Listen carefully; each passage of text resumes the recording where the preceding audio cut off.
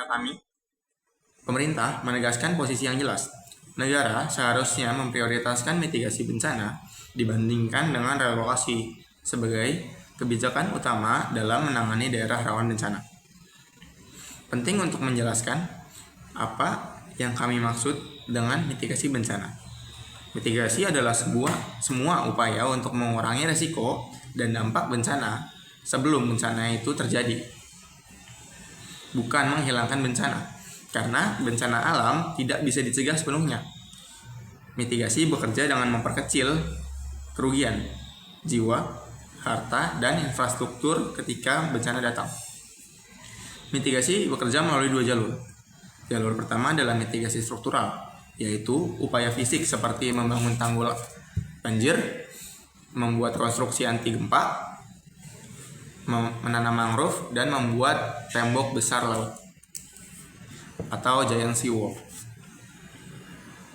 Jalur kedua adalah mitigasi non-struktural, yaitu upaya berbasis kebijakan dan pengetahuan seperti pemetaan wilayah rawan bencana, pelatihan evakuasi warga, pemasangan sistem pencegah peringatan dini, dan pendidikan kebencanaan di sekolah. Inilah yang kami usulkan sebagai prioritas negara, bukan memindahkan warga dari risiko,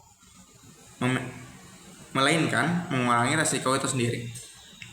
Yang tidak termasuk pada posisi kami adalah penolakan total terhadap relokasi. Relokasi tetap relevan ketika wilayah secara teknis tidak bisa dipertahankan. Misalnya, kawasan yang berada di bibir kawah. Namun, sebagai prioritas utama kebijakan negara, mitigasi jauh lebih tepat. Argumen pertama kami adalah bahwa mitigasi melindungi keselamatan warga sekaligus mempertahankan hak mereka untuk hidup bermartabat di tanah mereka sendiri. Mari kita lihat yang tinggal di daerah rawan bencana. Misalnya di Gunung Merapi, orang-orang yang biasanya tinggal di Gunung Merapi berprofesi sebagai petani karena tanah di Gunung Merapi subur dengan abu vulkaniknya. Atau orang-orang di daerah Palu umumnya berprofesi sebagai nelayan karena laut di daerah Palu di pesisir pantai cenderung memiliki banyak sumber daya laut seperti ikan atau seafood. Ketika negara memprioritaskan relokasi, negara memindahkan tubuh warga tanpa memindahkan ekosistem kehidupan mereka.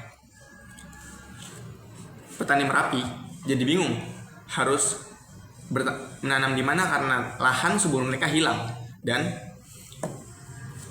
orang-orang nelayan di Palu jadi tidak bisa melakukan kegiatan ekonomi mereka karena profesi mereka adalah sebagai nelayan. Mitigasi bekerja dengan logika yang berbeda. Tanggul yang dibangun menanam banjir, sirene tsunami yang memberi warga waktu untuk menyelamatkan diri. Hal-hal ini diciptakan untuk mengurangi risiko kematian dan tetap membuat mereka ada di tempat mereka yang seharusnya, rumah mereka.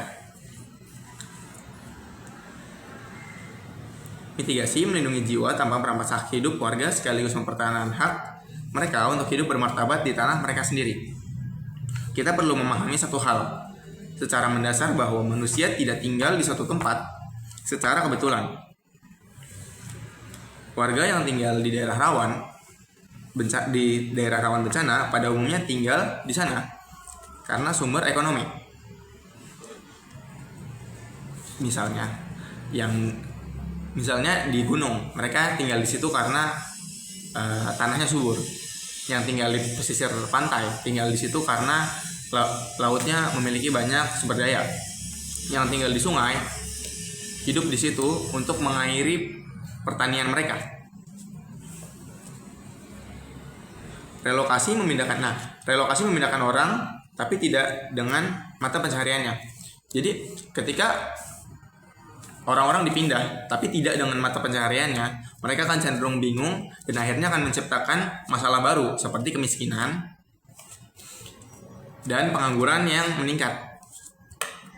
Hal ini bisa diprevensi jika kita melakukan mitigasi bencana alam, yang mana mereka akan bisa tetap hidup di tempat mereka, tetapi mereka akan mengevakuasi diri hanya ketika bencana itu terjadi. Kedua, relokasi tidak menghilangkan resiko. Relokasi sebagai prioritas utama mengandung cacat logika yang mendasar. Mereka tidak menghilangkan resiko, bahkan tidak mengurangi resiko, tapi menambah masalah baru. Dan kalau misalkan kita harus direlokasi, misal kita di orang-orang yang di daerah rawan bencana alam harus direlokasi, misal di daerah Jepang atau di daerah Indonesia, kita ada di daerah Ring of Fire atau cincin api Pasifik, di mana seluruh daerah kita adalah daerah rawan bencana. Kalau kita harus dipindahkan, maka harus dipindahkan kemana kita?